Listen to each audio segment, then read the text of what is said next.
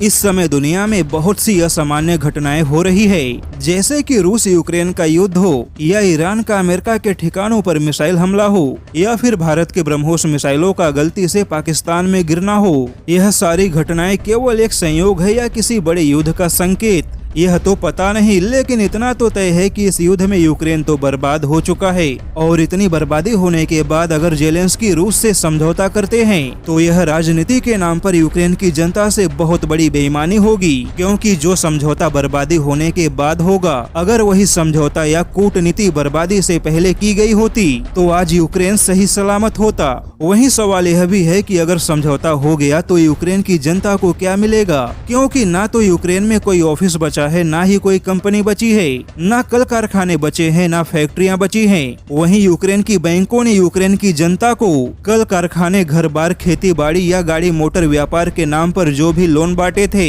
वह सारा लोन और यूक्रेन की बैंकों का सारा पैसा इस युद्ध में डूब चुका है। लेकिन इस युद्ध की वजह से रूस भी इतिहास के सबसे सख्त प्रतिबंधों का सामना कर रहा है, और इतिहास के सबसे सख्त प्रतिबंधों से मुश्किल में फंसे रूस ने भारत से बहुत बड़ी सहायता मांगी है। यहाँ तक कि रूस का दावा है कि आज भारत के पास भी रूस के अंदर ऊर्जा के क्षेत्र में निवेश का बहुत बड़ा मौका है, और भारत को यह मौका हाथों से जाने नहीं देना चाहिए। दरअसल यूक्रेन से जारी युद्ध के बीच रूस के उप प्रधानमंत्री ने भारत से अपील की है कि प्रतिबंधों से प्रभावित रूस के तेल और गैस के क्षेत्रों में भारत अपना निवेश बढ़ाता है तो यह रूस की बहुत बड़ी सहायता होगी। वहीं रूस अपने कंपनियों का भारत में विस्तार बढ़ाना चाहता है। हालांकि रूस ने माना है कि सोवियत संघ के टूटने के बाद पिछले 30 सालों में रूस इस समय सबसे कड़े प्रतिबंधों का सामना कर रहा है, लेकिन रूस भी जल्द ही अमेरिकी प्रतिबंधों का बहुत बड़ा जवाब देगा और अमेरिका को चैन से सोना तो दूर बैठने भी नहीं देगा। यानी कि रूस की चेतावनी है कि अगर उसकी अर्थव्यवस्था बर्बाद होगी तो रूस अमेरिकी अर्थव्यवस्था को भी बर्बाद करने के लिए कोई भी कदम उठा सकता है, और अमेरिका की अर्थव्यवस्था को बड़ा नुकसान तभी होगा